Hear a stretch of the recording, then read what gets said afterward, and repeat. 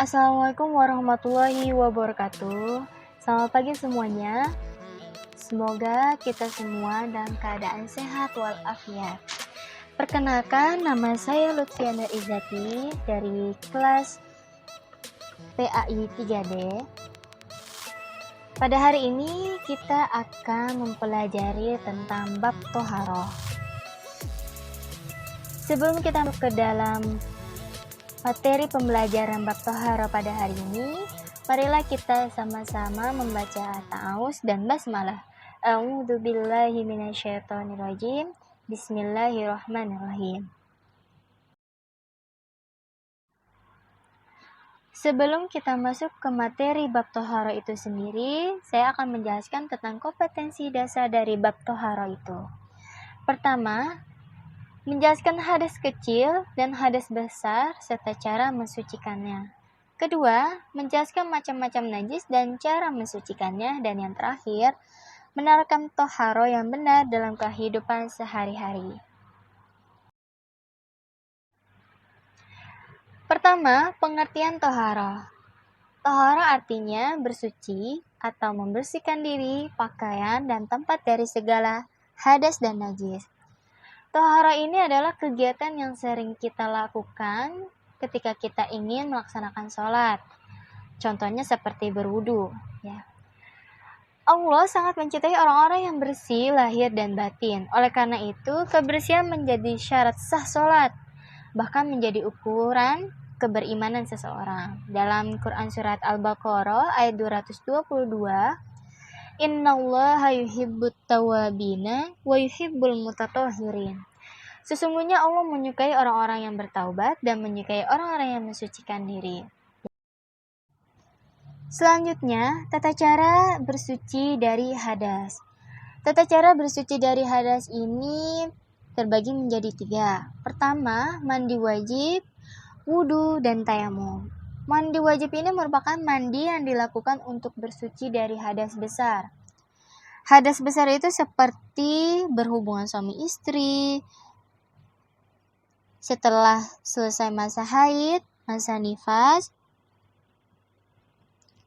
atau ketika orang kafir masuk dalam Islam atau disebut mu'alaf. Jadi kita mandi wajib jika kita mengalami hal-hal yang tadi disebutkan.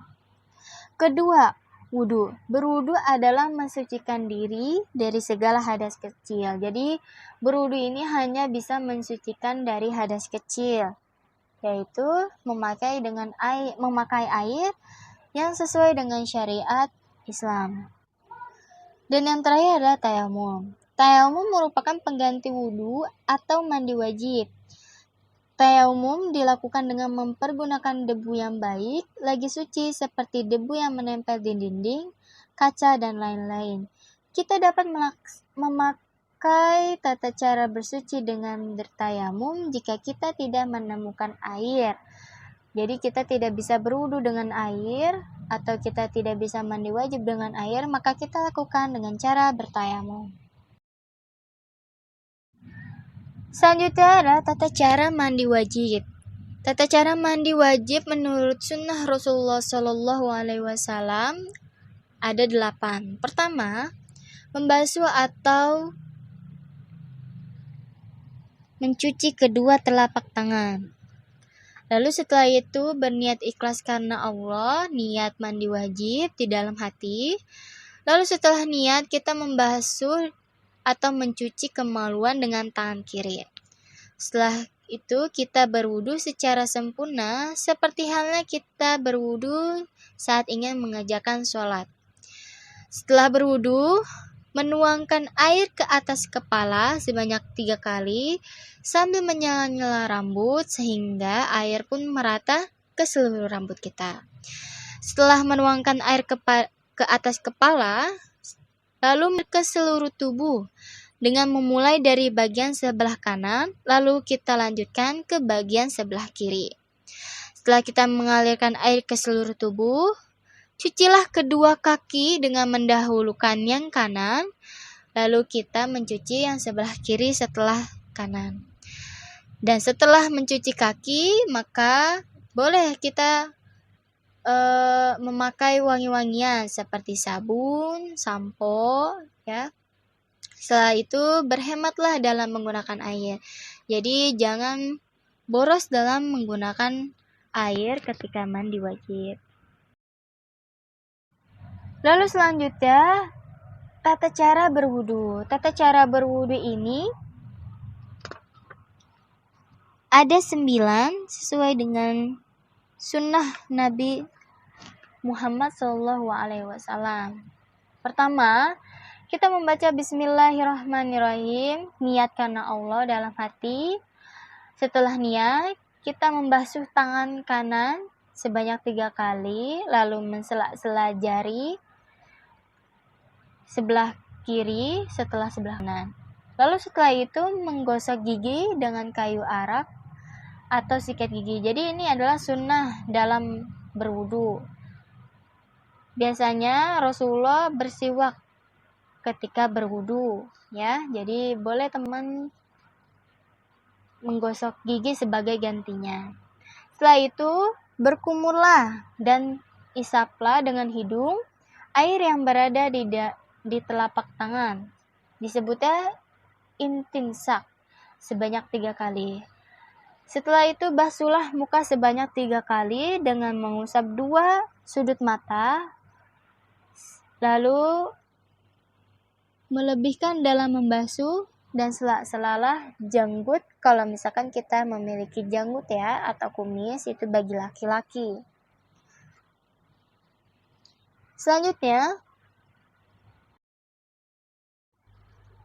lalu basuhlah kedua tangan sampai dengan kedua siku sebanyak 3 kali dengan mendahulukan tangan kanan, lalu setelah itu tangan kiri.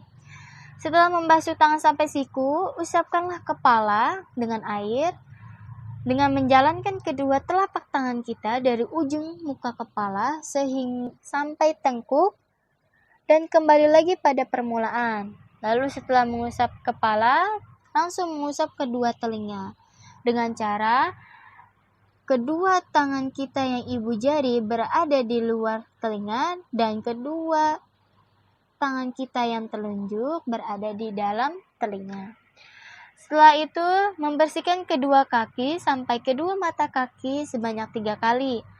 Dengan menyela-nyela jari kaki dan menggosoknya secara sempurna dengan mendahulukan kaki kanan. Lalu setelah berwudu, kita membaca doa setelah berwudu. Tadi sudah dijelaskan dengan tata cara mandi wajib dan tata cara berwudu. Lalu yang terakhir, tata cara bertayamum. Tayamum ini adalah pengganti wudu dan mandi wajib. Tayamum dilakukan dengan menggunakan debu yang baik lagi suci seperti debu yang menempel di dinding, di bangku, kaca, dan lain-lain. Seperti dalam Quran Surat Al-Maidah ayat 6, wa in kuntum mardo aw ala safarin aw jaa ahadum minkum minal ghaiti aw lamastumun nisa afalam tajidu ma'a fatayammamu sa'idan thayyiban famsahu biwujuhikum wa aydikum. Jika kamu sakit atau dalam perjalanan atau kembali dari tempat buang air atau kaskus atau menyentuh perempuan, maka jika kamu tidak memperoleh air, maka bertayamumlah dan tanganmu dengan debu yang baik. Usaplah wajahmu dan tanganmu dengan debu itu. Maka dari ayat tersebut kita bisa simpulkan tata cara bertayamum. Ada 6 sesuai dengan gambar. Pertama, kedua telapak tangan diletakkan pada tempat yang mengandung debu. Setelah itu, kedua telapak tangan kita ditiup atau dikibaskan agar debu yang menempel pada telapak tangan tidak terlalu tebal. Ketiga, usapkanlah kedua telapak tangan kamu ke muka hingga merata seperti mengusap wajah pada saat berwudu. Keempat, kita melakukan lagi seperti tahap yang kedua, yaitu meletakkan tangan pada tempat yang mengandung debu, namun diusahakan di tempat yang berbeda, ya. Kelima, usapkan kedua telapak tanganmu seperti mengusap tangan ketika berwudu. Dan yang terakhir, membaca doa seperti membaca doa akhir berwudu. Tadi sudah dijelaskan tata cara dalam membersihkan hadas. Sekarang Dilanjut dengan tata cara bersuci dari najis. Sebelum itu mari kita kenali dulu najis itu. Najis itu terbagi menjadi 3. Pertama, najis mughalazo, najis mutawasito, dan najis mukhaffafah. Najis mughalazo adalah najis yang berat yang disebabkan oleh liur anjing atau babi. Cara mensucikannya adalah dengan memakai air bersih sebanyak 7 kali dan salah satunya dicampuri dengan tanah. Yang kedua, najis mutawasito atau najis sedang. Najis yang dianggap jenis benda yang kotor oleh syariat Islam. Seperti bangkai hewan darat, segala macam darah kecuali hati dan limpa, nanah, air kencing, dan kotoran manusia. Cara membersihkannya yaitu dengan menyiram air pada bagian yang terkena najis. Yang terakhir, najis mukhaffafah atau najis ringan. Najis ini cara membersihkannya sangatlah mudah. Contoh najisnya seperti kencing bayi laki-laki yang belum makan apa-apa kecuali ASI dan berumur kurang 2 tahun. Dan cara membersihkannya dengan memercikkan air pada benda yang terkena najis tersebut. Mari kita kenali air dan macam-macamnya. Air merupakan unsur paling utama dalam bertoharoh. Air ini terbagi menjadi 3 macam. Pertama, air mutlak atau suci dan mensucikan. Air yang halal diminum dan dapat dipergunakan untuk bersuci, entah itu dalam mandi wajib ataupun dalam berwudu. Contoh air mutlak itu pertama, air hujan, lalu air laut, air salju, air sungai, dan air mata air. Lalu air yang kedua adalah air suci tetapi tidak mensucikan. Dan air ini air yang halal untuk diminum tetapi tidak dapat dipergunakan untuk bersuci. Contohnya air kelapa, air teh, air kopi, dan air yang keluar dari pepohonan. Yang terakhir, air najis atau air yang terkena najis. Air ini air yang tercampur dan berubah salah satu dari 3 sifatnya, yaitu bau, rasa, atau warnanya. Terutama pada air yang jumlahnya sedikit atau kurang dari 2 kaulah. Air ini tentu saja tidak dapat digunakan untuk bertoharoh, entah itu untuk mandi wajib maupun dalam berwudu. Yang terakhir, hikmah dari toharoh. Hikmah dari toharoh itu ada 4. Pertama, kebersihan sebagian dari iman. Budaya hidup bersih lahir dan batin adalah sebagian dari iman. Lalu Rasulullah SAW bersabda, "At-tahuru syatrul iman." Kebersihan adalah sebagian dari iman. Hadis riwayat Muslim nomor 328. Kedua, sebagai sarana pengampunan dosa. Ketika kita melaksanakan toharoh seperti berwudu, maka setiap tetesan air yang menetes dari bagian tubuh kita ketika berwudu, maka itu adalah air yang mengampuni dosa dari tubuh kita.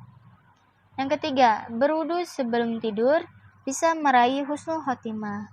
Rasulullah SAW selalu berwudu ketika beliau hendak tidur, karena ketika kita tidur, lalu kita berwudu, lalu Allah menyabut nyawa kita, insya Allah kita dalam keadaan husnul khotimah, karena dalam keadaan berwudu. Yang terakhir, wudu sangat bermanfaat bagi kesehatan. Ya, jadi wudu tidak hanya bermanfaat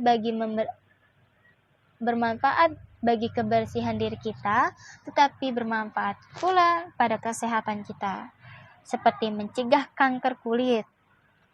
Karena kulit selalu dibersihkan dengan air ketika kita ingin melaksanakan sholat. Apalagi kita sholat dalam keadaan suci 5 kali sehari.